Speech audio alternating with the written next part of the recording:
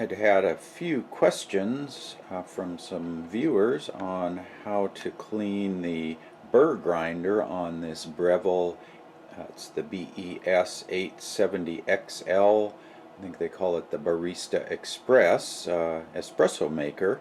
I was looking in the Breville manual, showed you that earlier here, and they give you just a one page of some little cartoon diagrams on how to clean the grinder, and I haven't actually cleaned mine yet.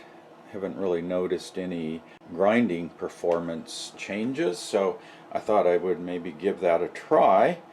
So we'll follow through the instructions here. It says first thing to do is empty out any beans in your grinders. You have to unlock at the top, basically run the grinder empty here. There are actually some beans still left inside here. You can see there's still a few beans left inside. You could probably pull those out, or they suggest just running the grinder until it is empty.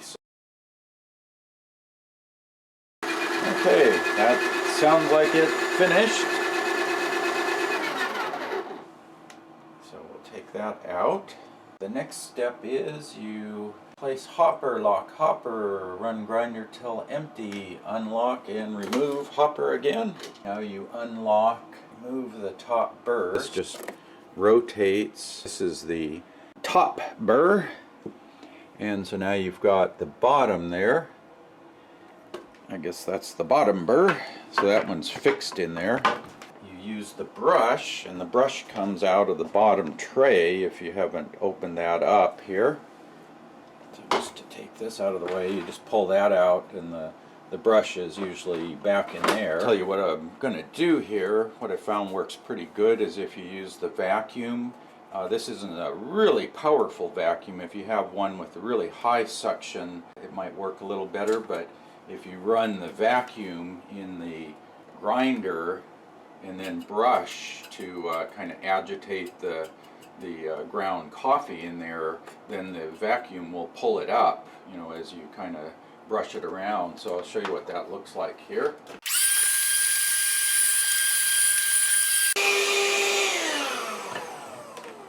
Yeah, that does a pretty good job. Just to show you how the difference here real quick. So you can see it's getting pretty clean, and I think the idea is you want to clean in around the grinding teeth. There's sort of the coarser teeth on the top, and then down at the bottom are the finer burrs on the grinder, and that's what meshes then with the upper burrs. So you got to clean out the grooves in these ridges, and then down inside you've got the mating burrs. So I'll work on that a little bit more, and we'll see what it looks like when I finish here. Found an old toothbrush I think works pretty good for cleaning this lower burr better, because this is, has to come in straight like that, and it's got fairly long bristles. You can see where the coffee gets stuck in the kind of the bottom of those grooves on the burrs. Brush those out, and then if you get the toothbrush in there, then they're nice and clean all the way to the bottom. Yeah, just to show you here what this is the upper burr, and then you've got these finer grinding teeth on the bottom side. So that's what those look like once you clean them out. Once these grooves fill up with coffee oil and coffee powder, and the oil ground up and mixed in there, it probably diminishes the grinder output. And then I'll show you what the lower burr looks like here in a second. Yeah, so I've got the lower burr pretty well cleaned out. You can see you've got the upper, so you've got these upper teeth that are kind of pull the whole beans down, and then at the bottom you've got those finer teeth that do the actual grinding. So those are the ones you want to get those cleaned out. And this brush seems to work pretty good for that. You can get down in there and then vacuum out the debris as it loosens up. That way you get it out of the way. Yeah, but the only thing left to do here is just brush out the inside of the hopper there, or the chute, I guess they call it. There's no filter or anything. It's just kind of a chute that comes out of the so that brush goes, you know, about that far up inside there. It feels pretty clean, so I guess all the coffee just comes down through the grinder, you know, drops from the hopper into the grinder, and then there's just a long plastic chute, it feels like, but it's all nice and clean. And then just keep you can see that that's about the amount of material that came out of there. So just keep a little bowl underneath the grinder outlet, and that'll catch all the chunks of stuff.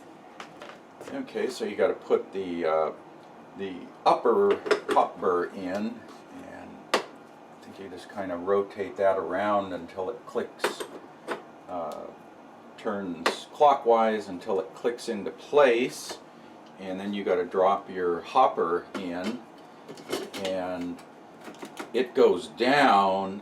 And the one thing I've noticed, if you look at the machine here, if I try to turn it on and you get this blinking light, flashing power light, what that means is you haven't locked, and there's a little arrow here, lock and unlock. I know when I first got the machine, I turned it that far, and it's like, you know, the hopper's in there. If there's some beans in there, I've found that sometimes you have to go until that snaps, if you heard that. Like there, it feels like it's in, but you want to go until it clicks. And I know when I first got the machine, I couldn't figure out why it wouldn't turn on, and it was just this switch here. So make sure you get that all the way until it clicks. So now it's ready to go. You can fill up some new beans and have another cup of espresso. So hopefully you found that interesting. Be sure to rate, comment, and share. Questions welcome in the comments section below. You can check out some of my other videos. I show how to clean, descale, and just use the machine. And as always, thanks for watching.